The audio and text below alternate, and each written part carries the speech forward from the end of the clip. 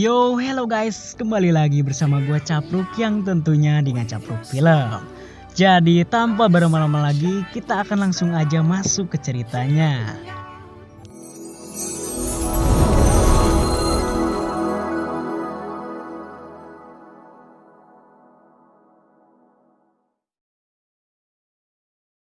Dilanjut dari part kemarin, si Shihao yang sedang dikeroyok oleh para serigala itu, akhirnya ia bisa melarikan diri dan segera mengambil tasnya lalu ia kabur. Namun ketika sudah dekat di gerbang, si Shihao tertembak oleh serangan serigala itu sehingga menyebabkannya menjadi kristal es beku. Sementara ketiga serigala itu segera mundur setelah mengetahui si Shihao sudah terlempar keluar.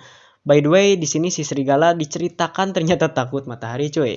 Oke, lanjut. Tak lama dari sana si Shihao pun memecahkan es yang membekukan tubuhnya itu dan segera mengejek si serigala yang kembali ke dalam guanya.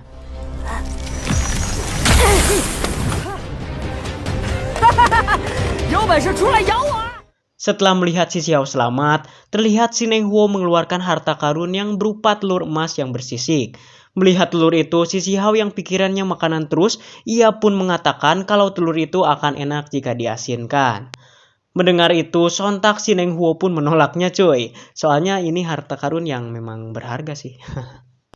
Dari belakang, si singa berkepala 9 yang enggak lengkap kepalanya itu, ia mendekati dan juga menyapa si Shihao.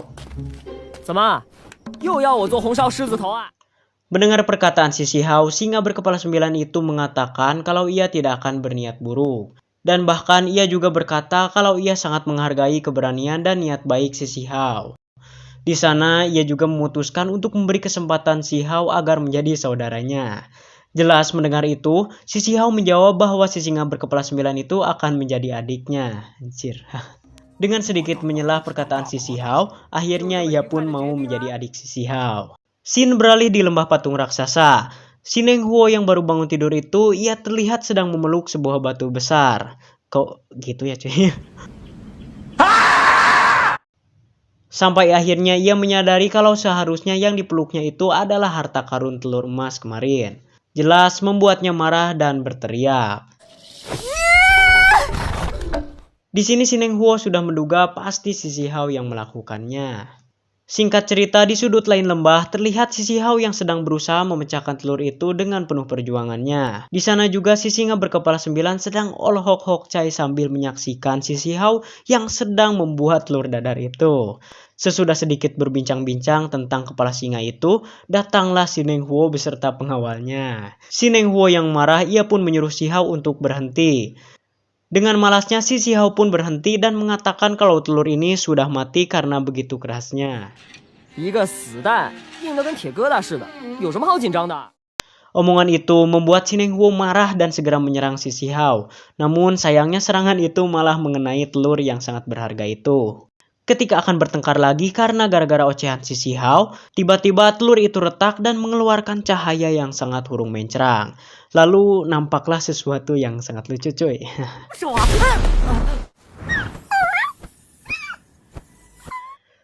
By the way, di sini dijelaskan bahwa makhluk ini ternyata dewa serigala kecil. Melihat makhluk itu kesilauan, Shihao pun melindunginya.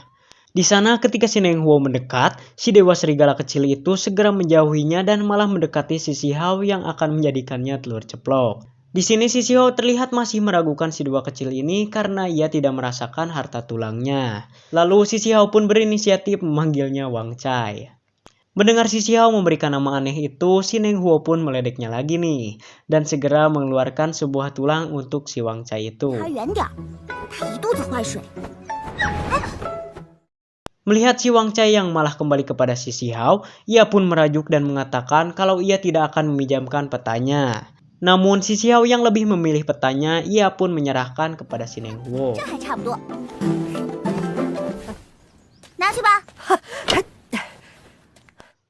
Sesudah petanya diberikan, tanpa mereka sadari di belakang mereka ada si Zimo beserta bocil-bocil itu dan juga terlihat ada si Dewa Yu. Di danau padang rumput, terlihat si Shihao sedang menunggangi si singa kepala 9 itu bersamaan dengan kereta kencana si Neng Huo di atasnya.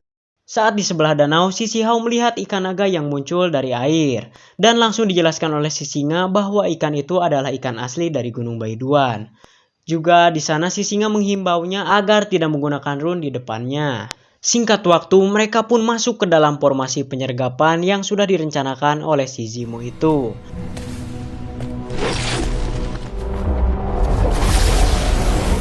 Menyaksikan si Zemo yang sedang memanipulasi hujan untuk meningkatkan kekuatan suci, si Hao lagi-lagi malah meledeknya. Sesudah itu, salah satu pasukan bocil menceritakan bahwa 8 tahun lalu klan Yu-nya mencoba menyerang si Ziling yang berhasil membuat mereka terluka parah. Namun mereka juga banyak kehilangan praktisi. Sesudah sedikit berbincang-bincang, si Zemo pun langsung menyerang si Hao.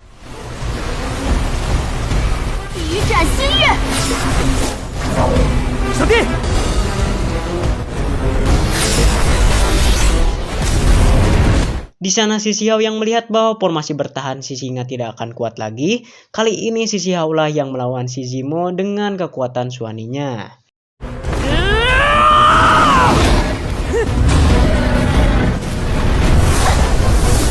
Ketika semua bocil itu merapatkan barisannya karena Zemo terhempas, Zemo mengatakan agar tidak panik karena ia belum mengeluarkan semua jurusnya. Di sana juga si Zemo menyindir tentang kekuatan suani si Hao yang berdekatan dengan klan Yu-nya.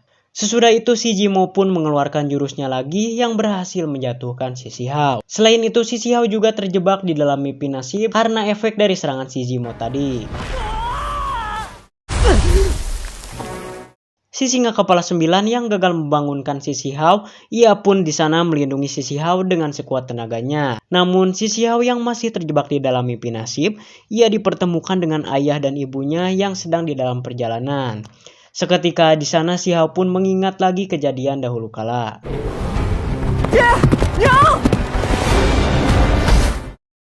Lagi-lagi ketika si Hao akan terbangun, ia kembali diserang oleh si Zemo. Di sana juga ia terlempar ke dalam mimpi nasib yang lebih parah lagi.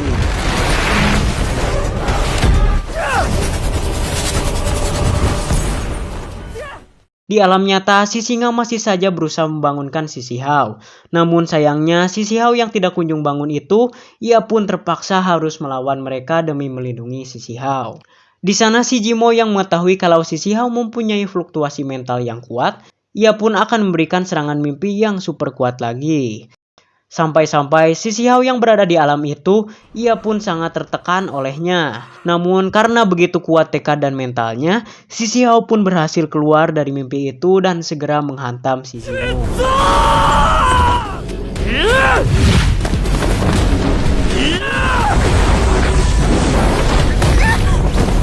Sambil menunggu si Zemo memulihkan kekuatannya, bocil-bocil FF inilah yang menyerang si Hao. Tetapi ketika si bocil FF itu seperti akan mengeluarkan teknik penyegelan, si Hao pun segera bergegas menaiki si singa dan segera pergi secepat mungkin dari sana sambil dihujani serangan jumpsuit si bocil FF itu. Sampai di mana si Hao dan si singa kepala 9 itu terjatuh.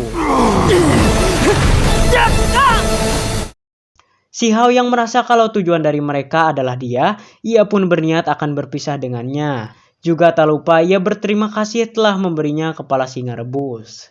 Singkat cerita, mereka pun berpisah. Dan di sini kita akan berfokus kepada si Hao yang sedang dalam kejaran si bocil FF itu.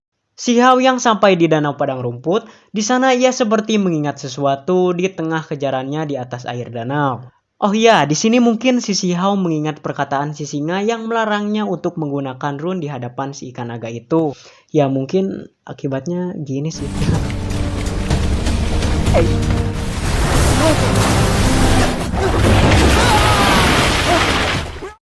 Bocil-bocil FF yang menyaksikan saudaranya sendiri dimakan ikan itu, mereka pun semakin dendam kepada si Hao.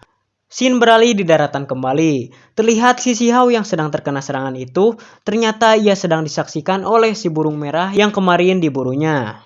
Memanfaatkan itu, si Hao pun segera menungganginya dan menyuruh si burung agar segera cepat pergi karena ia sedang dikejar oleh mereka.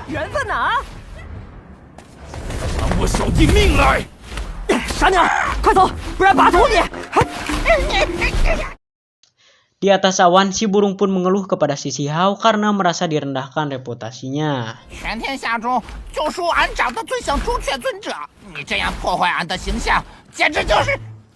Si Hao yang menyadari kalau Jucui itu guru dari Sineng Huo, ia pun segera memperlihatkan bulu yang tadi diberikan kepada si Hao. Jelas membuat si burung merah ini kaget karena si Hao memegang bulu asli Jucui. Dari sanalah ia menjadi ramah karena si Hao mengaku sudah bertahun-tahun berteman dengan Jucui.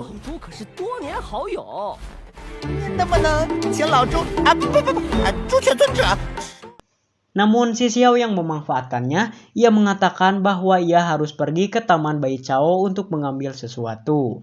Karena sangat berharap, si burung itu pun dengan sigapnya ia mau mengantar si Xiao ke sana. Sambil seperti biasa mereka berbincang-bincang tentang Jucui. Oke Squad Capruk, mungkin segini dulu part ini. Jika kalian suka jangan lupa like, komen, serta subscribe-nya.